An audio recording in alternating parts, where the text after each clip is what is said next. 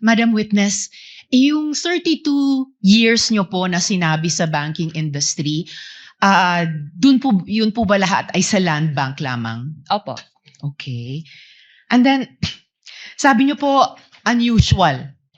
Unusual yung withdrawals na ito. Sa 32 years nyo po sa banking industry, sa land bank, nakakita na po ba kayo ng ganyang kalaking amount na withdrawal ever before?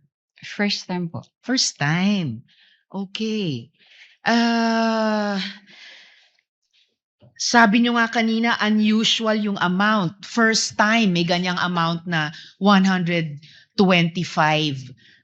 million pesos. Bakit nyo sinabing unusual? Ano yung floor nyo para sabihing unusual yung isang amount? Usually po kasi kaya naging unusual para sa akin kasi cash po siyang kinukuha. Mhm. Sa other ano naman po is kumbaga nag-issue po sila ng mga cheque sa yung disbursement po nila by checks po, hindi po cash. Okay. So hindi lang yung laki nung halaga na 125 million ang unusual din na yung ganyang unusual amount ay sa cash kinuha at hindi sa mga cheque. Opo. Okay. And yung 125 million, yun ba yung minimum na pag kinuha in cash, sasabihin nyo unusual? Or meron bang lowest amount na kapag kinuha in cash, sasabihin nyo na rin unusual? Pwede naman po naming sabihin na unusual, let's say kung over, let's say 500,000 na po siya. Over 500,000. Kasi yun po, Kung over 500,000 kinuha in cash, sasabihin nyo unusual. for that particular, let's say po yung kliyente, yung Yes. mga ganun po. Opo. For the particular client. Ito, hindi lang 500,000, 125 million.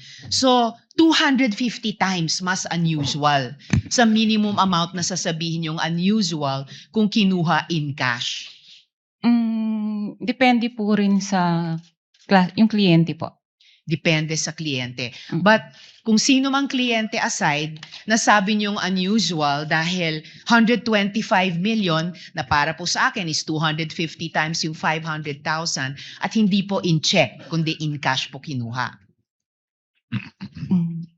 Pwede nga po, depende po sa depositor po niya. Kung regular lang sa kanya yung mga ganun withdrawals or what, it's usual. Okay. Pero kung parang for the first time ma-encounter namin that much, unusual po sa And amin. this was your first time. Opo. And in your 32 years, higit 3 dekada, kung masasabi nating pambihirang amount ito in cash, Opo. masasabi nating once in a lifetime yung ganitong amount in cash. Pwede po. Pwede.